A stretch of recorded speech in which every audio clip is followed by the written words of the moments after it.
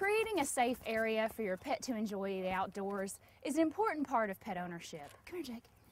And at PetSafe, we make in-ground wired and wireless containment systems so that you can create a safe area for your pet. Now, training your pet to understand his containment area is an important part of the installation of your system. We've developed this video to help you understand how to best train your pet so that you can both enjoy the freedom that a PetSafe system provides. Come on. Whenever you're training your pet, it's important to be patient and consistent. Make training fun rather than stressful for your pet. Train your pet for 10 to 15 minutes at a time. Don't try to do too much too quickly. More frequent short sessions are better than less frequent longer sessions.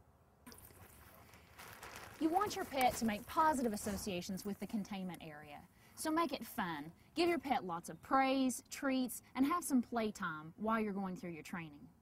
Now, you also want to make sure that while you're training that you use some other method of containment, such as a leash or tie-out.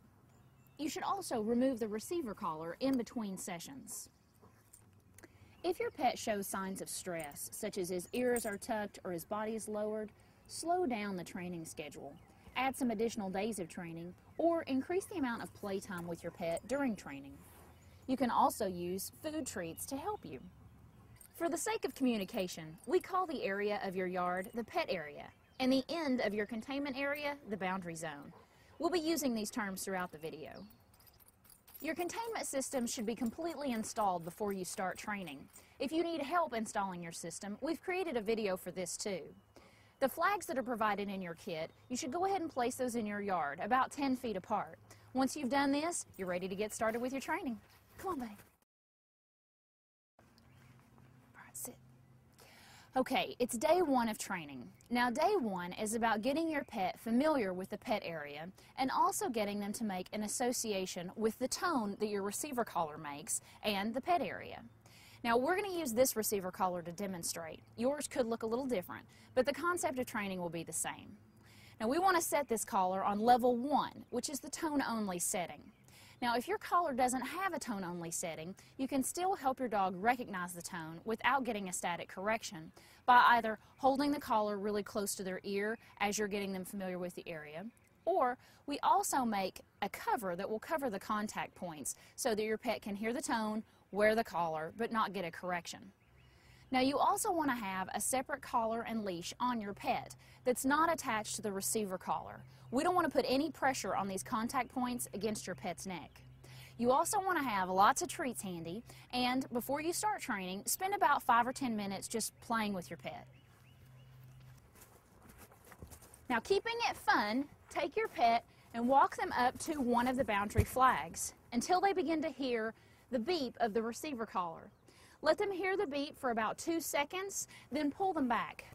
Offer them a treat and praise whenever they do return. It doesn't matter if you had to help them with the leash, you want to praise them anyway.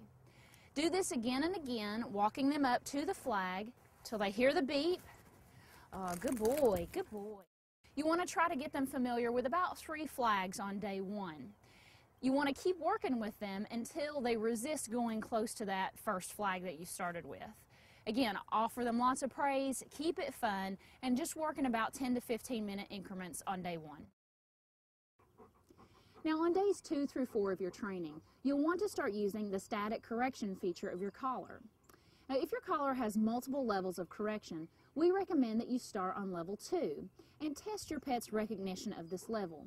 Again, he'll hear the tone and he'll be receiving a static correction. But all pets are different, so they may not even recognize level 2. What you want to do is just pay attention to your pet and be aware of their recognition level.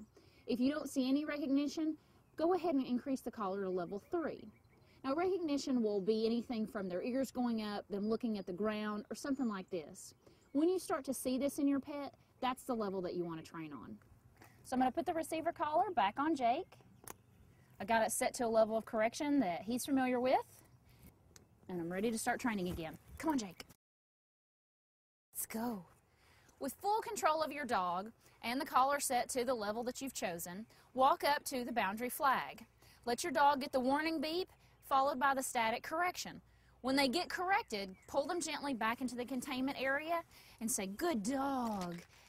Give some praise and a treat. Good boy. Now, if your dog experiences any kind of stress when they get the static, just stop, have some playtime, reinforce the praise using good dog and other treats. And you just want to keep repeating this process of letting your pet get near the flag, hearing the tone, and getting the correction, and pulling them gently back in. And when they come, offer them praise and a treat. Good boy. As you continue your training on days 2 through 4, you want to keep working with your pet until they resist going into the static correction zone. Just like this. Good boy, Jake. Come on. So around days 5 through about 8, your pet should be very familiar with the pet area. They should recognize the static correction and the tone along with the flags and not be attempting to go outside the area.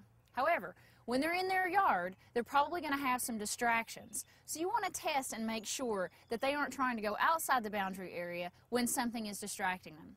So to test this, you want to get a toy like a ball or some treats or something like this that you can actually test this process. So to test this, I'm going to take this ball and I'm going to throw it outside the pet area, and Jake shouldn't try to go get it. Ready? Just like that. When they resist the temptation, praise them, give them a treat. Good boy, Jake. Very good. And just keep doing this all around the pet area, always praising whenever they don't go after that temptation. Good boy, Jake. Come on. After about 8 days of consistent training, you're ready to allow your pet in the pet area but off leash. Now, your pet is only ready for this stage when they're consistently respecting the static correction area and the pet area. During this time, don't include distractions such as throwing toys outside the boundary zone. Preoccupy yourself with other activities and allow your pet to enjoy the yard. Now, if for any reason they do go outside the static correction zone, take the receiver collar off and lead them back into the pet area. You may want to reinforce some of the training that we've already talked about if that happens. After about 2 weeks of consistent training, most pets are ready to run. You should check in on your pet at regular intervals, making sure they continue to respect the boundary area. After you're satisfied that your pet's training is complete, you can remove every other boundary flag for 4 days until all flags are removed. You may want to save your boundary flags for future use. 2 final important points to note. If you're going to take your pet out of the pet area, you want to remove the receiver collar and replace it with a leash. You also want to leave the containment area at the same place every time. This will help your pet associate leaving the containment area with you, the leash, and this specific spot. You may also have to give them a command such as okay or let's go to let them know it's all right to leave. Finally, you want to take the receiver collar off your pet on a regular basis. Just as humans can get bed sores from laying in one place too long, the same can happen with your pet and a collar. So for their comfort and health, take the collar off at least daily. We know you're going to enjoy the freedom that a PetSafe containment system gives you and your pet.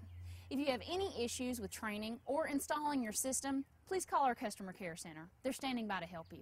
Come on, Jake, let's go.